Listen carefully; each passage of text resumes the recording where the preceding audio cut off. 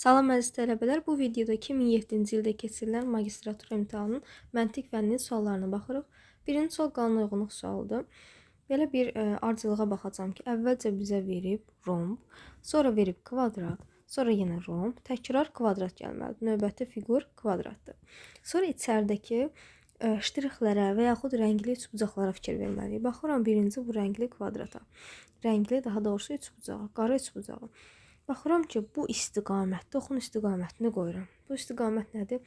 Baxın, saat necə istiqamətdə gedir? Tutaq ki, 12, 1, 2 belə düzdür. Bu istiqamət saat əqrəbi istiqamət. Bu da bunun əksinə gedir. Demək ki, bu saat əqrəbinin əksi istiqamətində hər dəfə 45-45 irəliləyir. Deməli, 45 dərəcə dönmə var burada. Növbəti 45 dərəcə dönüb, gəlib olub belə. 45 dərəcə dönüb, olub belə. Növbəti addımda 45 dərəcə dönüb, şəkil bu formada olmalıdır. Bu isə qara olmalıdır. Eyni qayda üstəgəllərə də baxıram. Üstəgəlləri də müəyyənləşdirə bilərəm. Baxıram, bu yuxarıdakı üstəgəllərə fikir verirəm. Əvvəlcə buradaydı, sonra istiqamət belə olub. Bu formada yuxarı doğru qalxıb. Yenə də baxıram ki, bu dəfə saat əqrəbi istiqamətində hərəkət eləyir və yenə də 45 dərəcə. Yenə də baxın, buradan yenə də saat əqrəbi istiqamətində 45 dərəcə dönür. Buradan da belə çıxır ki, növbəti dəfə üstəgəlin yeri burada olmalıdır. Deməli, indi variantlara baxıram. Romb olanları siləcəm. B-ləri sildim, D-ni sildim. Və qara üçbucaq aşağıda olmalıdır. Qara üçbucaq aşağıda olanları saxlayıram. Baxın, A-da yan tərəfdədir, səhvdir. C-də yuxarıdadır, səhvdir. Y bəndi olacaq. Hətta üstəgəlin istiqaməti doğrudur. Eyni qaydada dairə ilə də yenə də tapmaq olardı. Yenə də 45 dərəcə hər dəfə dönür bu formada. Baxıram ikinci suala. İkinci məsələdir. Yazaq. Deməli, deyir ki, cəmi 800 deyir, zəngli saat satılıb. Onların 60%-i 50% endirimlə, 10% isə 30% endirimlə satılıb. Qalan hissə isə endirimsiz 8 manata satılıb. Bütün zəngli saatlar cəmi neçə manata satılıb? Gəlin baxaq. Birinci yazıram, birinci. 60% ilə satılan saatlar. İkinci yazıram. Deməli, 60%-i deyir, saatların 60%-i 50% endirimlə satılıb. Deməli, bu saatların sayıdır. Bu sayıdır 60%. Və endirim isə onun qiymətidir. 50% də endirim edilib. 50% endirimlər. Endirim də belə yazaq. Sonra ikinci nə verib? Bu dəfə saatların 10%-i yenə də bu sayıdır. Neçə faiz endirimlə satılıb? 30% endirimlə satılıb. Və qalan hissə isə 100%-dən 60-dan onun cəmini çıxaram. Eləcə 30%. 30% isə endirimsiz 8 manata satılıb. Demək ki, endirimsiz qiymət belə çıxır ki, 8 manat olur. Və cəmi bilirəm ki, 800 saat var. Bu 800 saatın, yəni saylarını tapaq, görək hərəsindən nə qədər satılıb. Deməli, yazıram onda. 800 saatın birinci 60%-ni taparam. 800 vururam 60-a, böləcəm 100-ə. İxtisarlarımı apardım, 480. Deməli, 480 dənə saatı 50% endirimlə satıblar. Saatın qiyməti 8 manatda. 8 manatın 50% endirim eləsələr, yəni 8 manatın yarısı qədər qalacaq. Olacaq 4 manatdan satılıb belə çıxır ki. Onda neyniyərəm? Sayı tapdığım o sayı 480-ı vuracam 4-ə ki, görüm bu qədər saatdan, 480 saatdan nə qədər pul əldə olunub. 480-da 4-ə vuranda, deməli, hesablayaq ki, neçə bunda. Yazaq, 480 vurulsun 4. Deməli, 1920 manat eləyir. Buraya yazıram 1920 manat. Deməli, bu qədər saatın satışından əldə olunan məbləğ 1920 manatdır. Bu müəyyənləşdirdik. Keçsək ikinciyə. Bu dəfə deyir ki, yenə də 800 saatın 10%-i. 800 saatın 10%-ni taparam. 800 vuracam ona, verəcəm 100-ə. Eləcək 80 dənə saat. 80 dənə saatı bu dəfə 30% endirimlə satıb. 8 manata, 8 manatlıq bir saata 30% endirim eləsələr, neçə faiz qalır? 70% qalır, düzdür? Deməli, 8 manatın 70%-ni tapmalıyam. 70-ə vurub 100-ə bölürəm. 2 dənə sıfırlar gedir, qalır 5,6 manatdan. Deməli, bir dənəsini 5,6 manatdan satıblar, düzdür? Onda belə eləyəcəm. 80 dənə saatın bir dənəsini 5,6 manatdan satıbsa, 80-i vuraram 5,6-ya görüm bütün saatlardan nə qədər pul əldə olunub. O da eləyəcək 448 manat. Deməli, bu qədər saatdan 448 manat əldə olunub. Gəldi üçüncüyə. Bu dəfə deyir ki, 800 saatın 30%-i, qalan yəni 30% istəyir. Yəni, tapaq. 800-ün 30%-ni taparam. ixtisarlarımı apardım. 240 dənə saat deyir, endirimsiz satılıb. Yəni 8 manatdan satılıb. Yəni 240-ı vuracam 8 manata. Görək ümumi nə qədər pul əldə olunub. 240-ı da hesablayaq, vuraq deməli 8-ə. Eləyəcək 1920 manat. Deməli, hər birindən əldə olunan gəlirləri tapdım. İndi növbəti nə etməliyəm? Bu tapdığım, əldə etdiyim bütün məbləğlərin cəmini taparam. Cəmini taparam ki, görüm nə qədər ümumi gəlir əldə olunub. Deməli, yazaram onda. 1920 üzərinə gəlinsin. Deməli, yenə də 1920, 2 dənə 1920 var. Bu qırmızıların cəmini tapıram. Bir də 448 manat. Bunu da hesablayaq görək neçə edir. 1920-dən 1920-nin cəmi eləyəcək deməli 3840. Üstünə də gələr 448-i. 448-i. O da bizə verəcək 4288 manat. Deməli, bu qədər saatın satışından cəmi 4288 manat gəlir əldə olunub. Yəni, cavab olur Y variantı. Bu belə. Baxaq növbəti 3-cü sual. Baxıram ki, kub məsələsidir. Gəlin kubu müəyyənləşdirək. Deməli, burada nə istəyir? Verilən kubun ixtiyari çevrilməsi nəticəsində alınan kubu tapın. Deyir, kubun altı üzü də fərqlidir. Birinci baxaram ki, bu verilən dairə nəyə daha yaxındır? Gəlin, baxaq daha rahat. Deməli, bu dairə, baxıram bu üçbucağın bu til hissəsinə, bax, bu til hissəsinə daha yaxındır. Bura yan-yanadır, bitişikdir. Baxaq görə hansı variantlarda bu səhvdir. D variantına baxıram ki, səhvdir. Niyə? Bu üçbucağın tilindən uzaqdadır. D bəndi səhvdir. C bəndi səhv. Nəyə görə? Yenə də baxıram, bu dairə üçbucağın tilindən uzaqdadır. C də səhvdir. Bu da belə. Sonra gəldik. Baxaq görək, başqa nə əlaqə tapıram. Bu dəfə bu dairə ilə bu iki dənə üçbucaq arasında əlaqə axtarım, görüm necədir. Bu dairə bu üçbucaqların heç bir tilinə, yəni dəyməməlidir, uzaqdadır, olmalıdır. İndi gəlin görək variantlarda necə verir. Məsələn, B variantına baxıram ki, bu üçbucaqlar olan üz və dairə yanaşıdır, belə deyim, yaxındır. Amma biz dedik, uzaq olmalıydı. Və B variantda yanlışdır. Baxaq, A ilə Y variantı arasında qalmışıq. İndi gəlin üçbucaqla, yəni bu iki dənəli üçbucaqla bir dənəli bu iki üçbucaq arasında əlaqəyə baxaq. Görək necə ola bilər. Burada baxıram ki, bu böyük üçbucağın, yəni heç bir istiqaməti və forması nəyə dəymir? Bu iki dənəli üçbucaqlara, yəni dəymir də, belə deyim, bu tərəfdən dəymir. Üçbucağın qara hissəsindən dəymir, ağ tərəfindən toxunur. Baxın, bu qara üçbucağın burası, bu ağ boşluğa dəyir. Amma burada qara üçbucağın bu qara hissəsi balaca qara üçbucağa toxunur, yanaşıdırlar. Qaralar yanaşıdır və bu hissəyə fikir ver. Burada amma qara ilə ağ yanaşıdır. Ona görə Y variantı doğru variant deyil. Gəldi bir dənə A variantı. Bəli, A variantında doğrudur. Çünki üçbucağın tini ilə dairə birləşidir, yanaşıdır və həmçinin də bu iki dənəli üçbucaqdan da uzaq məsafədə yerləşir. Deməli, doğru variant olacaq A variantı. Bu da belə. Sonra növbəti sual, 4-cü məsələyə baxırıq. Yenə də deyir ki, verilən hissələrin xəyalən birləşdirilməsindən alınmayan fiquru tapın. Bizə uyğun olmayanı istəyir. Variantların üzərindən baxsam, baxıram ki, deyir, xəyalən birləşməsindən alınmayan fiquru tapın, düzdür. Elələrini tapmalıyam ki, uyğun olmayanları seçək. Gəlin, baxaq A bəndinə. A-da, məsələn, bu 2-yə baxmalıyam, bir də bu fiqura baxmalıyam və bu işarəyə baxmalıyam, düzdür. Bu üçlü görək hansı üçlüdür.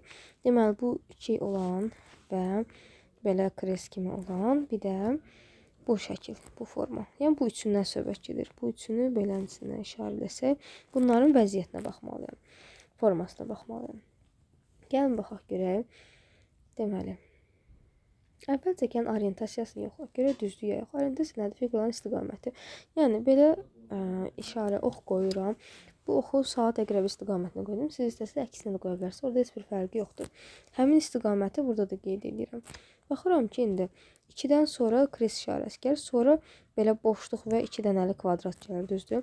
Görək, burada da həmin qayda ödəyirəm. 2-dən sonra oxa görə bəli, kres gəlib. Sonra kresdən sonra bu 2 dənəli kvadrat gəlib. Doğrudur. Deməli, orientasiyada problem yoxdur.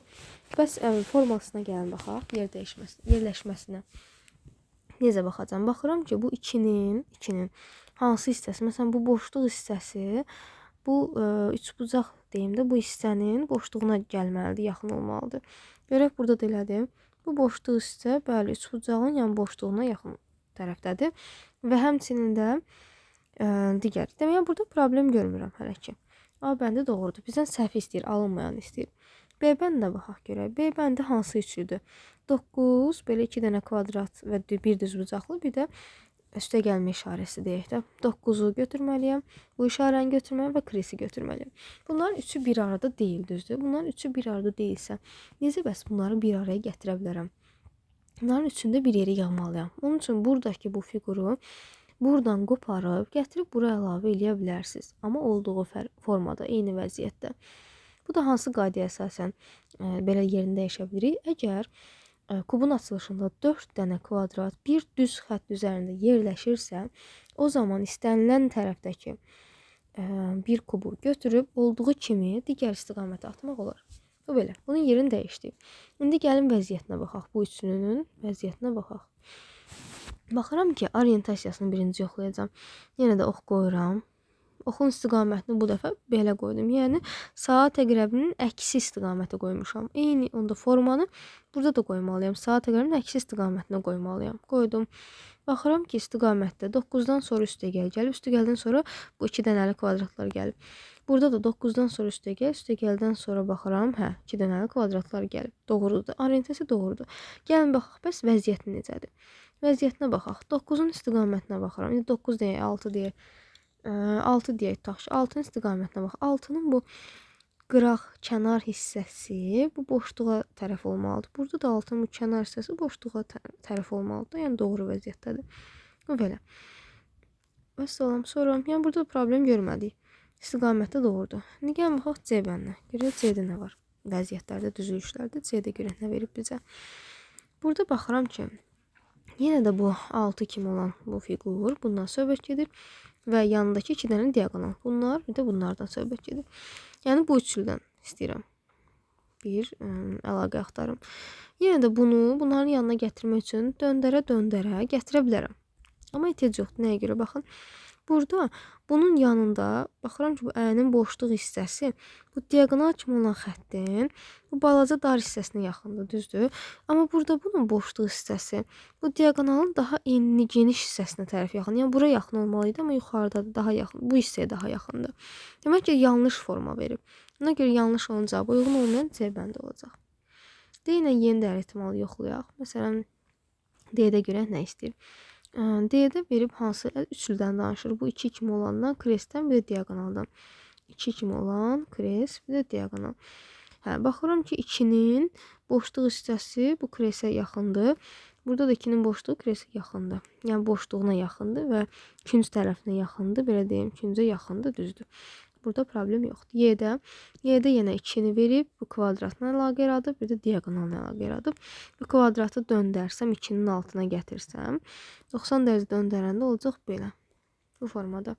Baxıram ki, 2 ilə istiqaməti düz. Niyə? Çünki 2-nin bu aşağı hissəsi kvadratın bu ortadan kəsişən bu düz xətti ilə qabaq-qabaq olmalıdır. Bu da uyğun vəziyyətdə verilib. Demək ki, doğru istiqamətdir. Doğrularda seçmirik. Bizdən alınmayan fiqur istəyir, uyğun olmayan istəyir. Yəni, cavab olacaq C variantı. Keçək növbəti məsələyə. 5-ci məsələdə nə istəyir?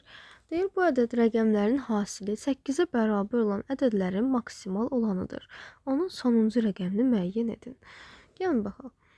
Bizə neçə rəqəmli olduğunu da demir. Yəni, neçə rəqəmli olmağının heç bir önəmi fərqi yoxdur bizim üçün. İstədiyimizi yaza bilərik. Amma şərt odur ki, rəqəmlərin hasili 8 olsun və bunun maksimalını istəyir bizdən. Maksimalını istəyirsən, tutaq ki, deyirəm 3 rəqəmlidir, 2 rəqəmli ola bilər. Hər iki halda mən deməli, onluqlarını, yüzlüklərini gərək çox qiymət verim ki, maksimum verim ki və təkliyinə minimum çalışım verim ki, qiymət, ümumi qiymət, böyük qiymət versin mənə, maksimal versin. Demək ki, təkliyə ən kiçikdən başlamalıyam.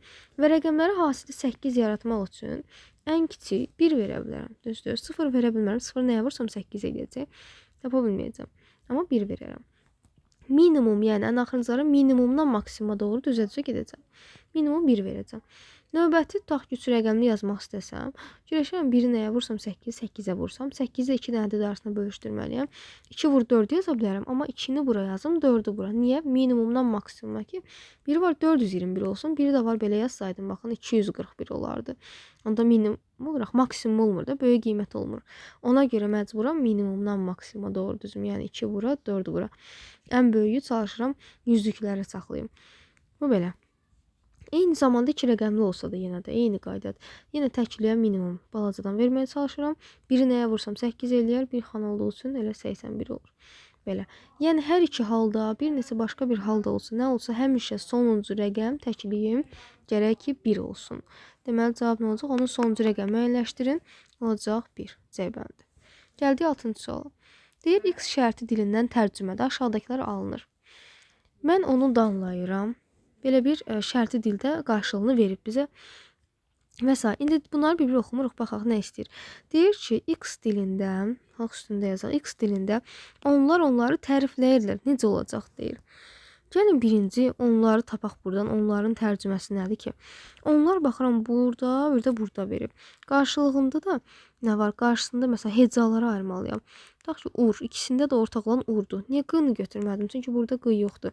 Ortaq olan ur hissələrdir. Deməli, onlar sözün tərcüməsi urla başlamalıdır. Urları götürəcəm. Urla başlayır hamısı da. Keçdik onları sözünə. Onlar onları. İndi onları sözünü tapmalıyam buradan. Baxıram onları buradadır. Başqa görək harda var? Yoxdur. Onlar artıq burada ikincidən başlamalıyam da. Mən onları deyir. Mən də birincidə, bir də axırıncı. Mən olan hissə D hecası olacaq. Çünki ikisində də D ilə başlayır. Növbəti D-dən sonraki bizə lazımdır.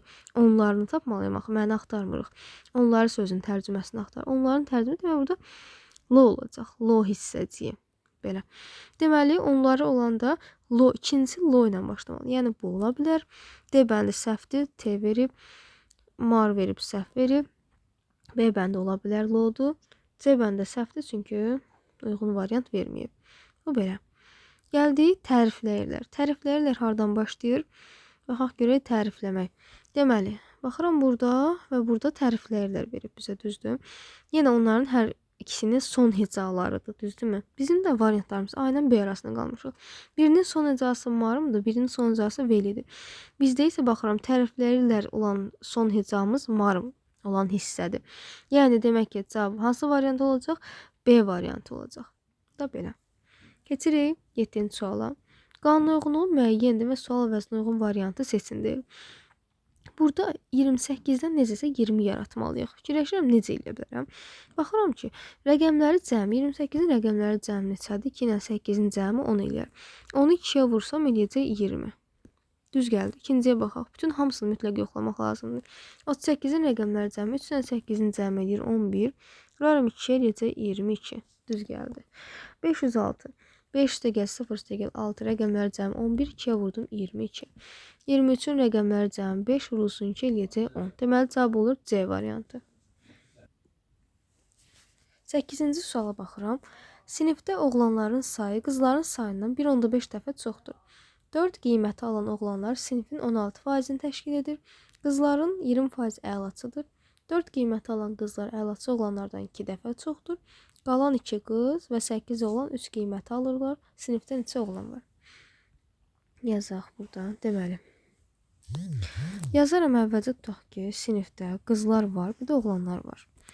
Qızlar, yazıram oğlanlar. Oğlanlar. Deyir ki, qızların sayı, oğlanların sayı, qızların sayı 1.5 dəfə çoxdur. Birinə x yazaram, birinə 1.5x yazaram. Amma kimin sayı çoxdur? Oğlanın sayıdır qızlardan çoxdur. Onda belə eləyək. Qıza x yazaram, oğlana 1.5x yazaram. Düzdür? Amma burada tam ədədlərlə olsun deyə gəlin hər tərəfi 2-yə vuraq. Bu olacaq onda 2x, bu da olacaq 3x. Deməli, sinifdə cəmi neçə nəfər uşaq olur? 2x ilə 3x-in cəmi eləyəcək 5x uşaq var. Və deyir ki, indi sinifdə qızlar və oğlanlardan bəziləri deyir 4 alıb, bəziləri 5, bəziləri 3. Deyir 4 qiyməti alan oğlanlar sinifin 16%-ni təşkil edir. Yəni 4 qiyməti alan oğlanları yazaq. Birinci yazıram. 4 qiyməti alan oğlanlar, 5 qiyməti alan da var, 3 qiyməti alan da var. Bu oğlanların ardıcılığı olsun, cədvəli olsun.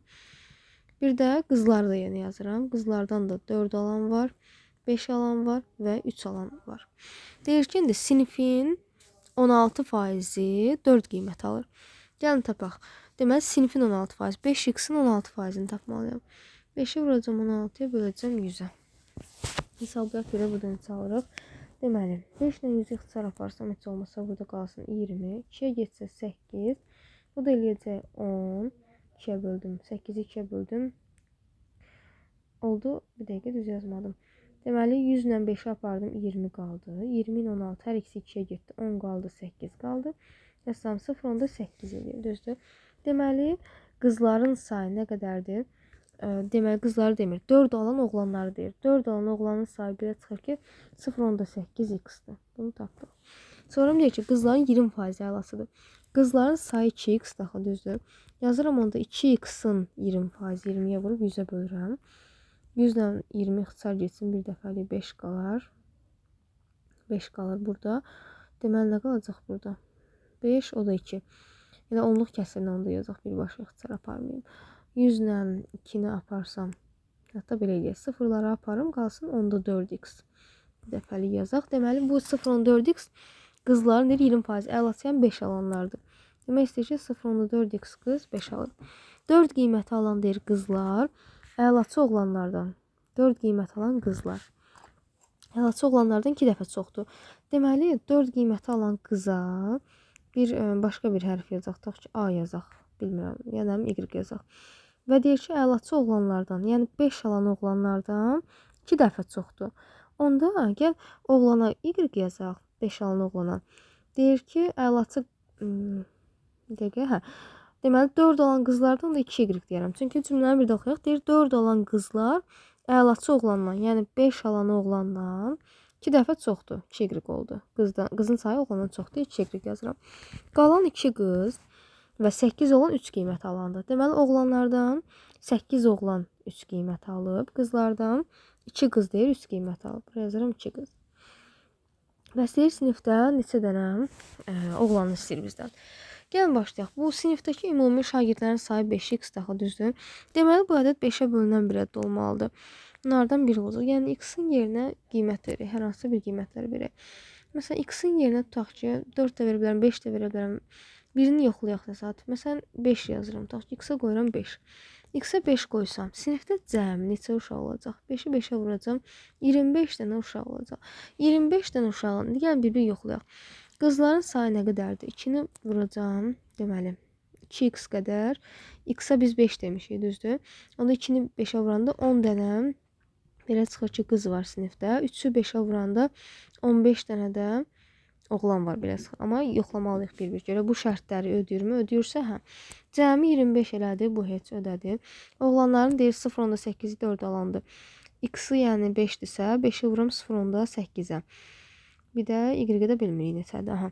0.8 x-in 5-i vuracam 0.8 eləyəcək 4. Deməli 4 dənəsi 4 alanlardır. 8 dənəsi belə. 4 ilə 8-in cəmi elədi 12. 12 nəfər oğlanlardan cəmi 15 nəfərdir. 3 nəfər də belə çıxır ki, 5 alandır. Yerinə yazıram. 2Y onda. Y-i 3 tapmışamsa 2 vur 3 6 eləməlidir. 0.4x. X-i 5 tapmışdım. 0.4-ü 5-ə vuracam 2 eləyəcək. Bu da 2-dir. Cəmi görə həqiqətən qızları verəcək. 6, 2, 8, 2, 10 verdi. Demək ki, hər şey doğru gəlir. Onda belə çıxır ki, x-in qiyməti neçə olmalıydı? 5 olmalıdır. Bəs bizdən x istəmir. Deyir ki, sinifdə neçə oğlan var? Oğlanların sayını istəyir. Oğlanların sayı 3x demişdi. 3 sur 5, 15 eləyir. Yəni 15 dənə oğlan var. Belə çıxır ki. O belə. Yəni cavab olur C variantı. Keçək növbəti 9-cu suala bax. Gəldik 9-cu məsələ. 9-da qanuna uyğun müəyyən sual vəzinə uyğun variant tapın. 2 dənə sual olanda bunu interval üstündə həll edə bilərəm. Necə yazaram? İntervalla başlayıram bu birinci ədəddən. Tutaq ki 516-dan interval çəkirəm 497-yə, 497-dən 478-ə, 459-a və birinci suala. İndi baxaq görə hansı əlaqə var. 516-dan çıxaram 497-ni. 16-dan 7 çıxan 9 edir. 11-dən 9 çıxanda buradan 1 onluq almışdım. Ondan 9 çıxanda 1, 19. Deməli, hər dəfə 19, 19 azaldır. Növbətdə baxıram, həqiqətən də düz gəlir. 19, 19, 19. Deməli, 459-dan 19-u çıxaram. Eləyəcək 440. Birinci sualın yerinə olmalıdır 440-dır. İkinciyə baxıram. 662-dən 645-ə. Deməli 662-dən çıxaram 645-i. 12-dən 5 çıxırıq 7. Eləcə 17. Deməli bu dəfə birinci 17 çıxıb. Növbəti dəfə isə fərqli rəqəm çıxıb. Çünki 645-dən 17 çıxanda eləmir. Görək 645-dən 624 çıxanda qalacaq burada 21. Düzdür? 21. Onda fərq olacaq 21. Növbəti dəfə yenə çıxıram. 624-dən çıxaram 599. Baxıram ki, 17, 21, 4 artır da, düzdür? Növbəti 4 dəfə artırsam, üzərinə hər dəfə 4 gəlsin. Növbəti olmalıdır mənfi 25, düzdür? Çıxıram, yoxlayaq bir dənə. 624-dən çıxıram neçəni? Daha doğrusu 645-dən 624-dür. Çıxdıq onu 21 elədi. Bir də 624-dən indi çıxmalıyam bir dəqiqə. 624-dən çıxacam nəyi? 599 eləcə 25. Deməli düzdür. Növbəti addımda neçə olmalıdır onda? Bu dəfə üzərinə 4 gəlsəm 29 olacaq. Fərq 29-dur. Yəni 599-dan çıxmalıyam 29-u. O da bizə verəcək 570. Deməli birinci sual 440, ikinci olur 570. Cavab olur D variantı. Belə. Gəldik 13 suala. Sizə deyir 3 sual verildi, 3 söz verilib. Birinci iki söz arasında məntiqi əlaqəyə əsaslanaraq analogiyanın 3-cü sözə uyğun deyir, olanını seçin. Belə deyim də, evin mərtəbələri var. Evdə mərtəbə verib. Evin mərtəbələrindən tutaq ki, yuxarı mərtəbəyə çıxmaq olur. Pilləkanında pillələri var. Pillələri vasitəsilə yuxarı qalxa bilərsən. Cavab olur C variantı.